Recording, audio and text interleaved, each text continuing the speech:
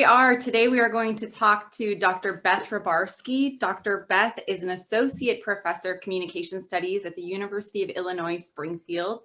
She and I got our PhDs together at the University of Nebraska-Lincoln, and she's focused on interpersonal and family relationships. And Dr. Rybarski is an expert on romantic relationships and dating. And so she is also the author of an advice column and writes several relational articles. And you can check out her website at deardrbeth.com.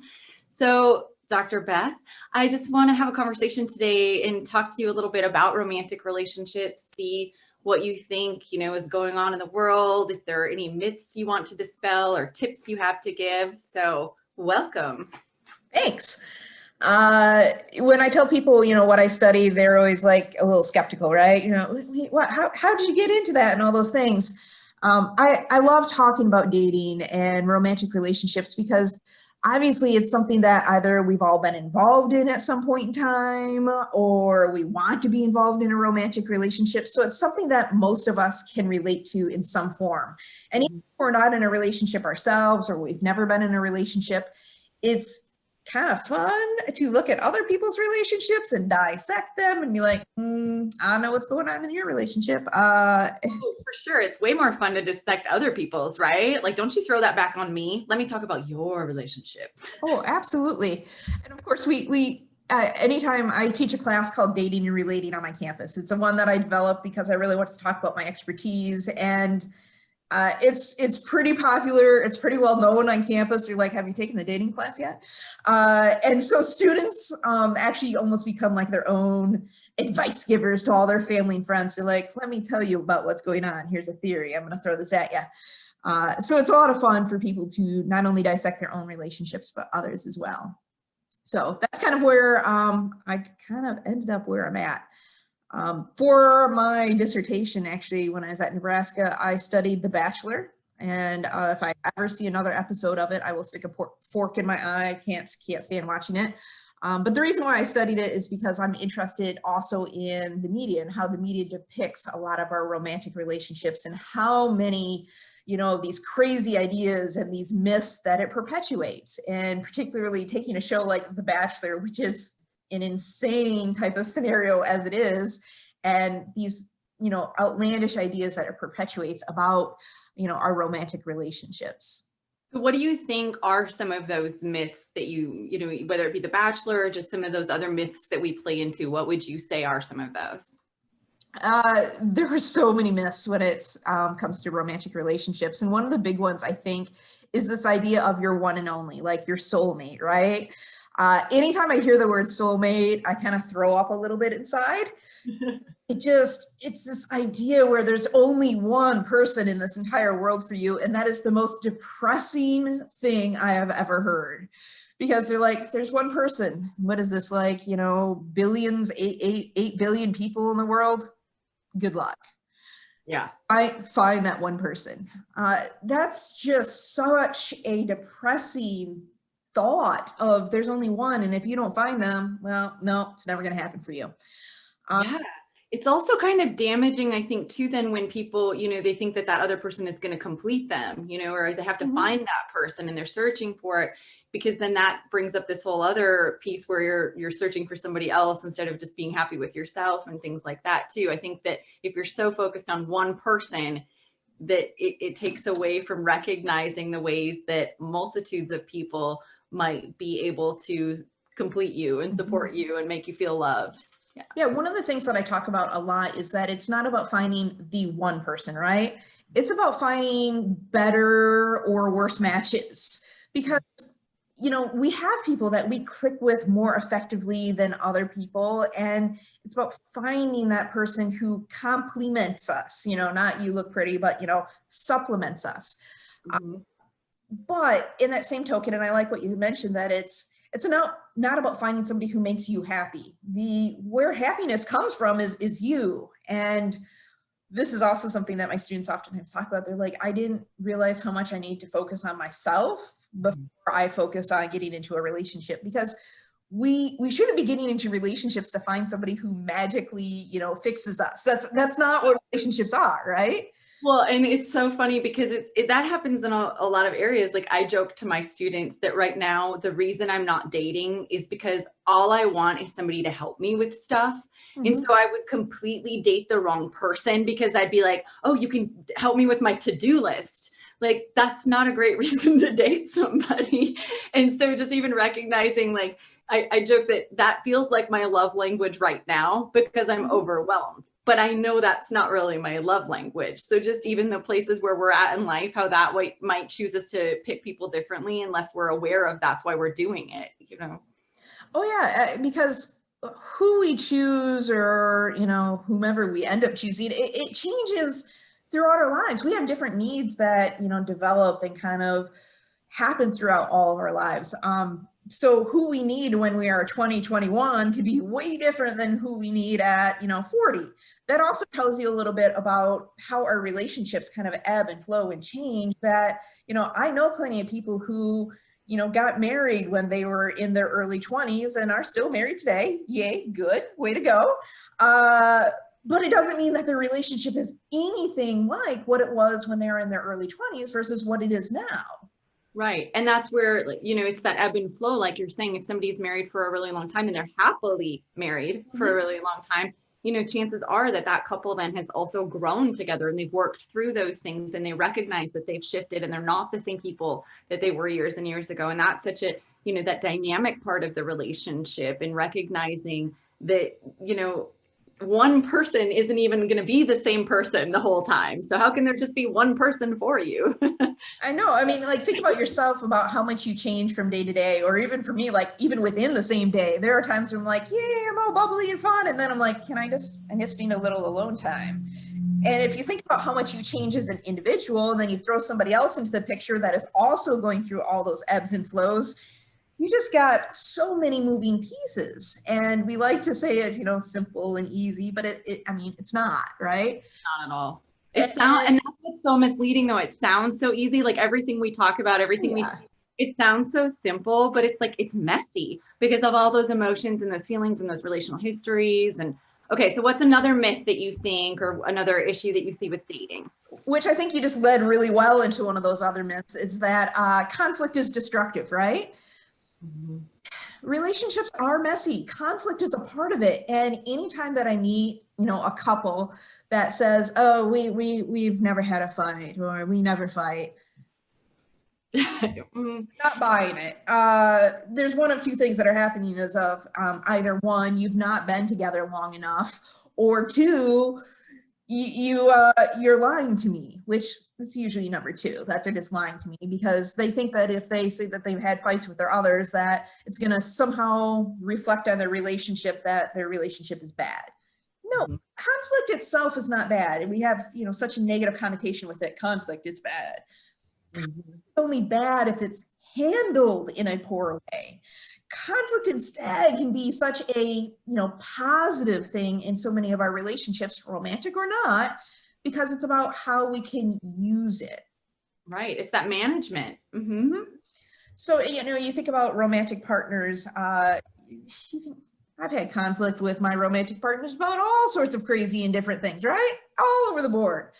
But it's how we approach it. I think conflict can be incredibly helpful in any of our relationships if we, number one, use it as an opportunity of understanding. And talk about it as an opportunity of understanding the other person and understanding their perspective, right? Of, okay, I'm trying to engage in this dual perspective and kind of see where you're coming from. But the other thing I think conflict encourages us to do is to also think about our own perspective a little bit better.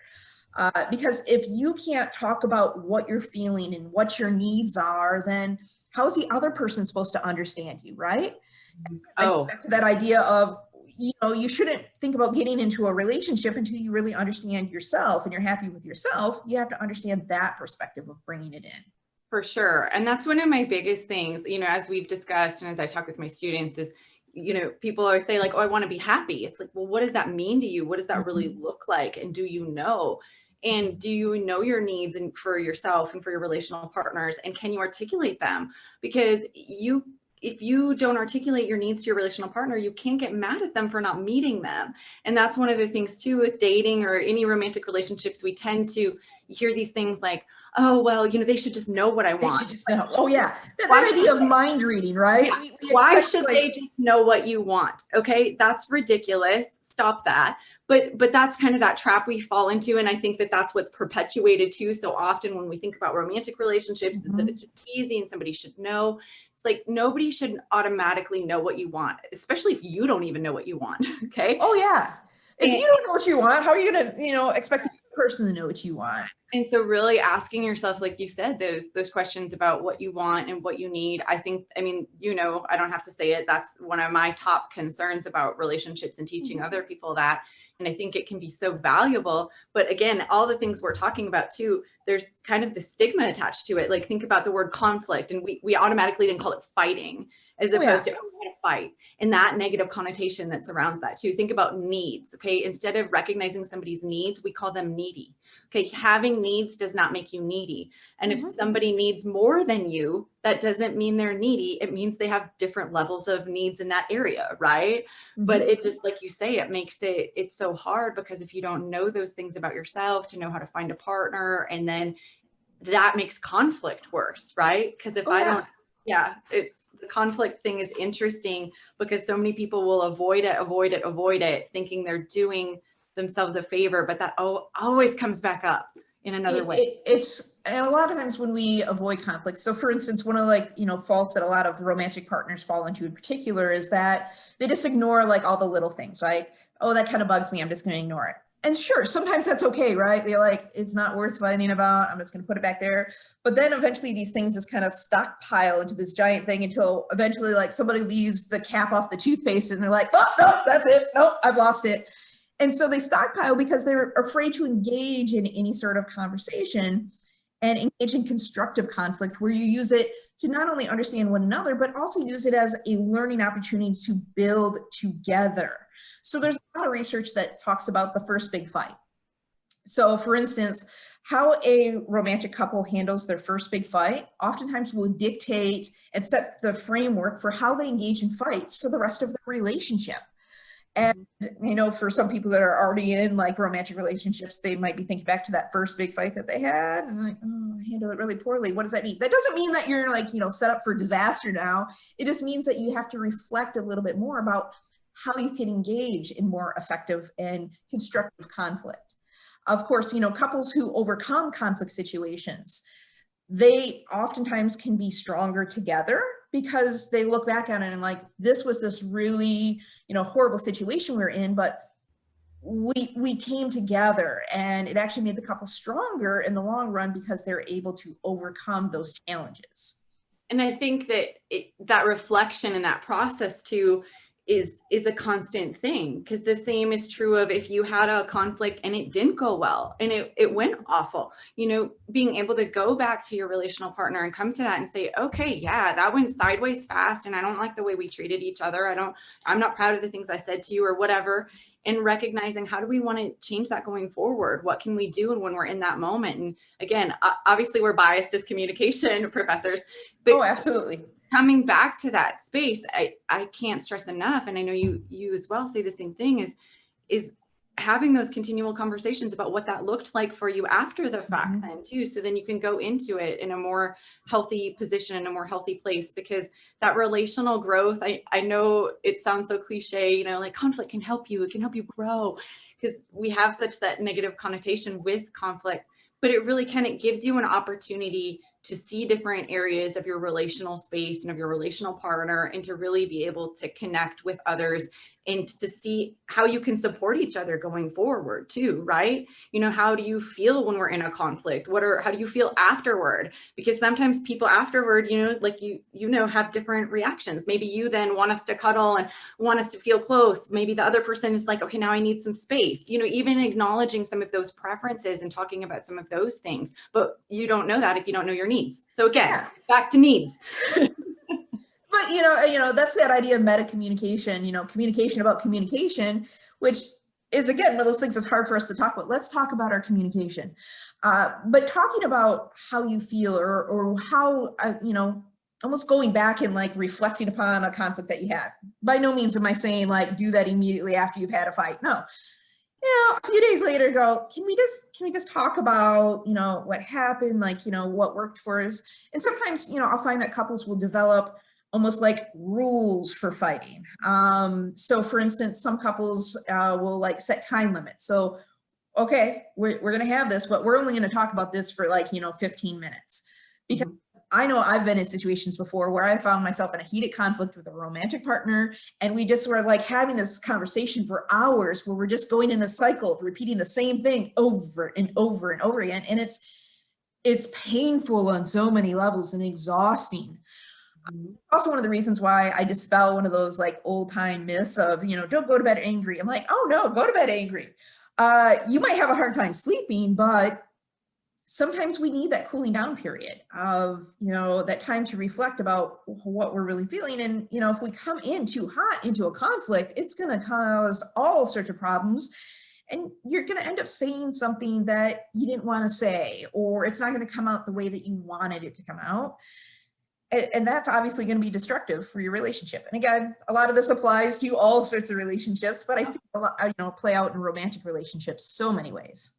No, for sure. I think the setting the ground rules can be so helpful because one of my triggers is being yelled at. And so even if somebody is not yelling at me, if they raise their voice or they start to, which is natural in a lot of conflicts, when people get heated and their voice tends to, quicken and raise in intensity and things like that, I am a person who starts to shut down. And so I'm very clear with my romantic partners and relational partners, like, look, you have to know this is a thing and I will no longer hear anything that you say. Yeah. And so being able to say that. And so then if I'm in a conflict, being able to say like, hey, I'm listening, but I'm starting to not, and being able to feel open enough to say that. I only can do that because I know that about myself. And I know that that's what is important to me in a conflict so that then I can be present so that I can help resolve things. But also as a person who has avoided conflict because I'm not comfortable with it, or I haven't been in the past, is you understand where that comes from, that desire to kind of push things aside, especially like you're saying, maybe earlier in romantic relationships where you haven't yet established how other people feel about things, or, some of those may be little annoyances where you're like, I can live with this. And then all of a sudden you can't live with it anymore. And so what are some other like suggestions that you would offer to people or things that you would say to kind of work through some of these myths or some of these issues when they're thinking about dating?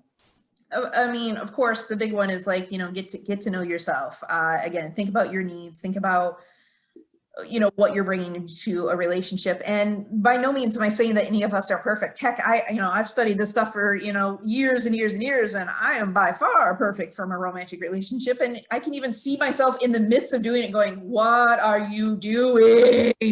You study this, take a step back, take a step back. And the thing is that's important for us to recognize is that, we study communication. We know how important it is. And I'm assuming many of the people who are watching this also know, and like communication is the best. It's great. Not everybody's going to approach it like we do. And so it's creating that safe space for individuals to feel more comfortable opening up. And one of the ways in which we do that is try to, be less judgmental about what somebody says, hold off that judgment, because we all are entering in romantic relationships with different expectations. We're entering them into them with different life experiences. Some of us are coming from not healthy prior relationships, or even the relationships we saw maybe growing up, our parents and such. Those play such a huge role into what we see as a good and healthy relationship. And, as much as we talk about the media plays into what we think a relationship should look like. It's important to think about those things, about how much that is impacting who you are. Yeah.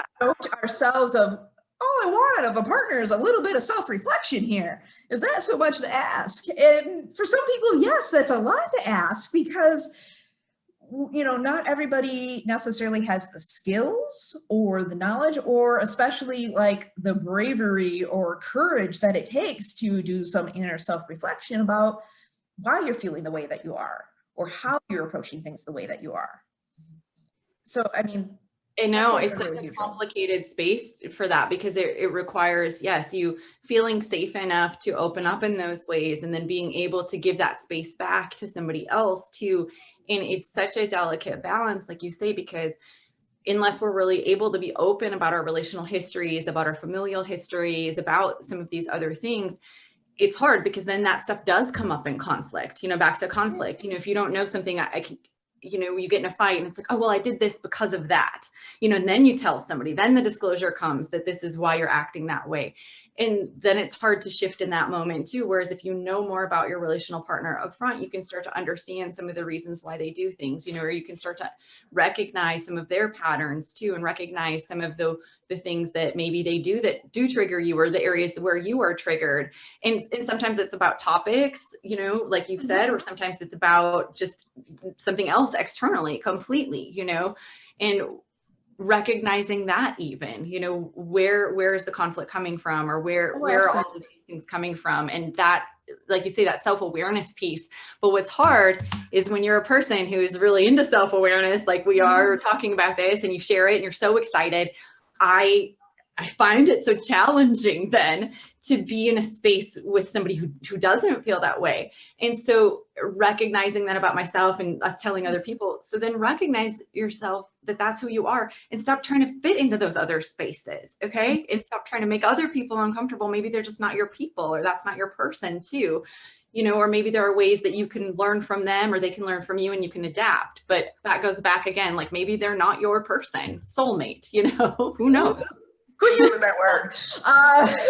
But again, but that's about finding that person that's that better or worse fit. But that also ties into one of those other myths that opposites attract. Think about all these weird sayings that we have that surround our relationships. Opposites attract. We also have that old saying of birds of a feather flock together. Yes, that too. They both kind of feed into one another. I think there's like that healthy mix of your compatibility is that there are things that we should have some similarities around. So for instance, our activity level. So if you're somebody who's you like to be outside and doing things, and you're looking at somebody and think, I might want to date you, and they like to live on the couch and play video games, there's not necessarily going to be a good fit that happens there. And, thinking about some things that might be core or the most important things to you. So for instance, Hoffman talks about, compatibility levels and different compatibility aspects, and he outlines 12, don't quote me on that, but I believe 12 different things that we can, judge our compatibility on. And some of them, it's not about whether we're high on a level or low on a level, it's about what are most important to us. So it includes things like your libido level.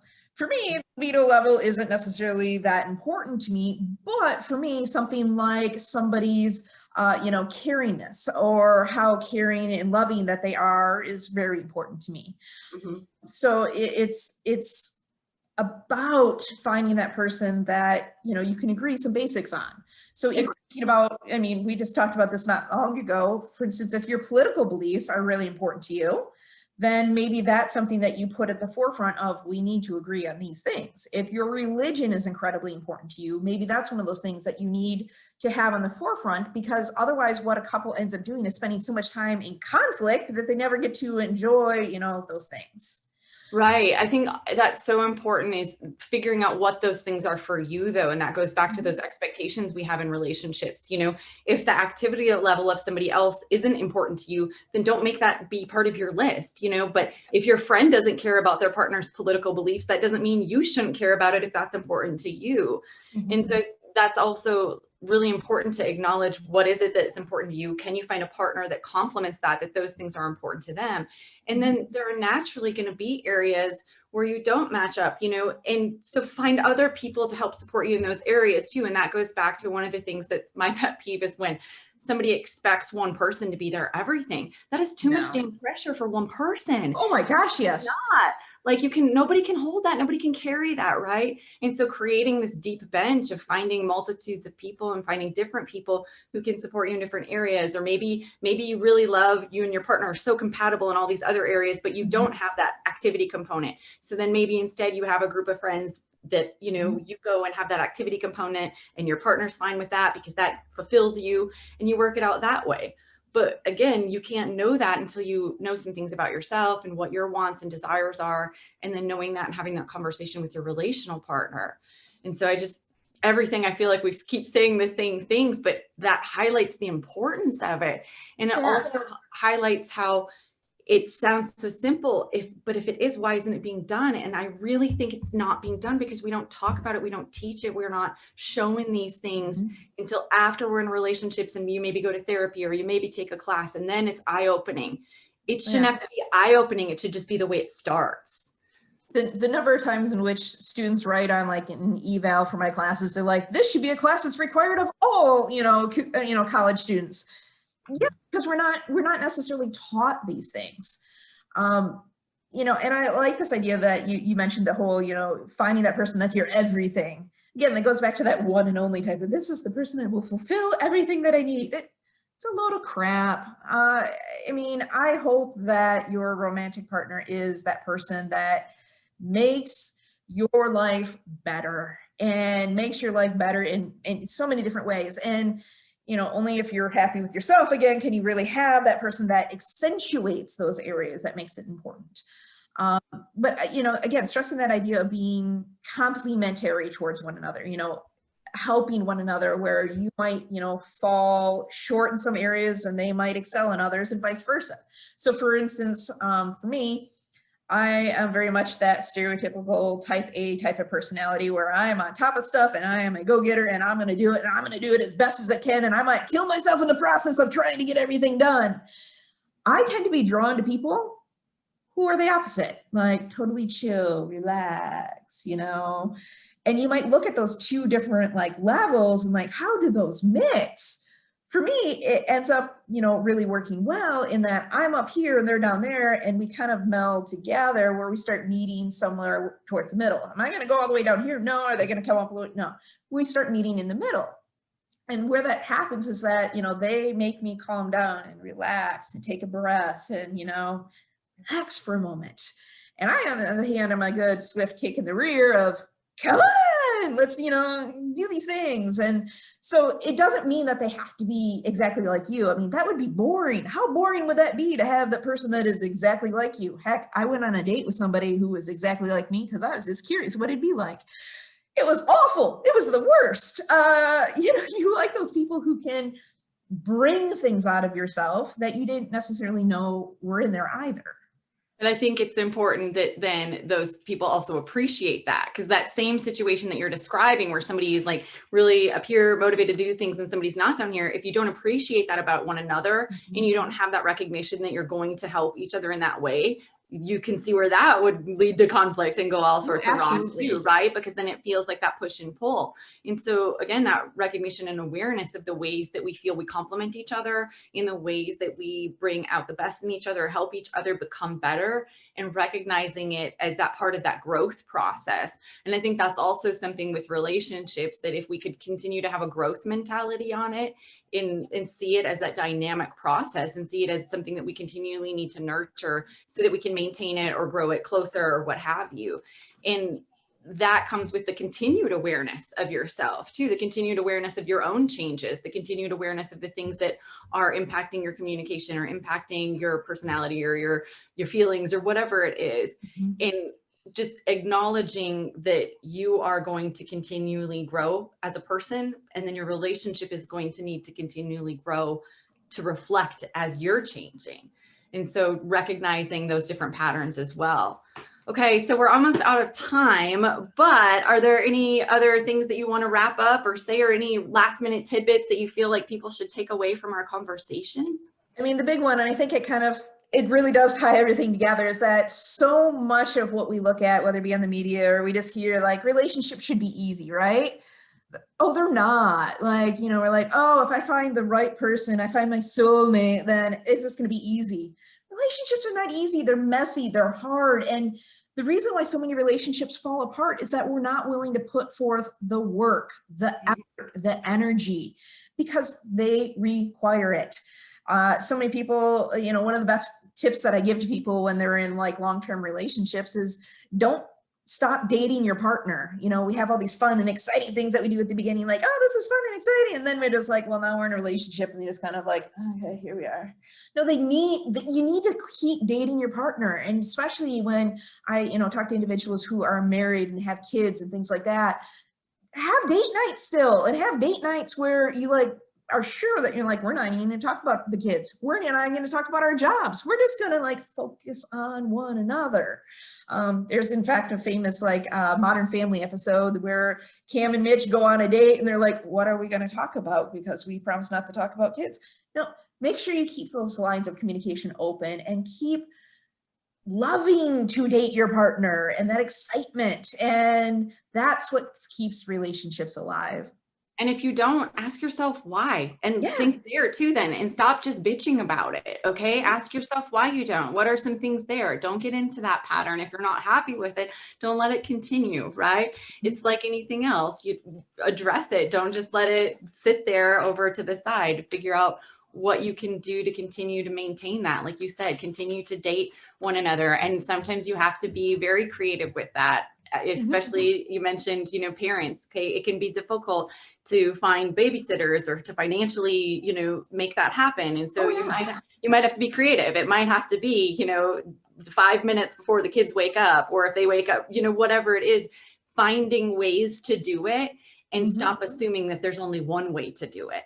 There are so many ways. There's so many ways that we do relationships. There's so many ways in which we can date, and dating doesn't have to cost a ton of money. Dating doesn't have to require a ton of time. It can be simple, it can be easy, but it's our way of connecting with others and connecting in our relationships that is so important. Absolutely. Well, of course, I'm so happy to talk to you. I love anytime we get a chance to chat on a personal or professional level. And I know that we both have the same mission. We want people to build that closeness and that connection through their communication. And the cool part about that is when you focus on it being about the communication, that's really something that's possible for all of us. That's something that we can all attain. It doesn't require a lot of money. It doesn't even, it just requires desire and willingness to be open to work on it. So again, today we had Dr. Beth Robarski, and she is an associate professor of communication studies at the University of Illinois Springfield. She also has a website where she writes different articles about friendship, dating, romance, all sorts of things. You can go on there, see funny memes. It's deardrbeth.com. Find her on Instagram, Facebook, all the places. And you can always write to me with your problems and questions. I encourage you to do so. I will respond to you. Yes, hit her up with a relational issue, ask for some advice. So thank you again, and we'll talk to you soon. Thanks, Beth. Thanks. Bye.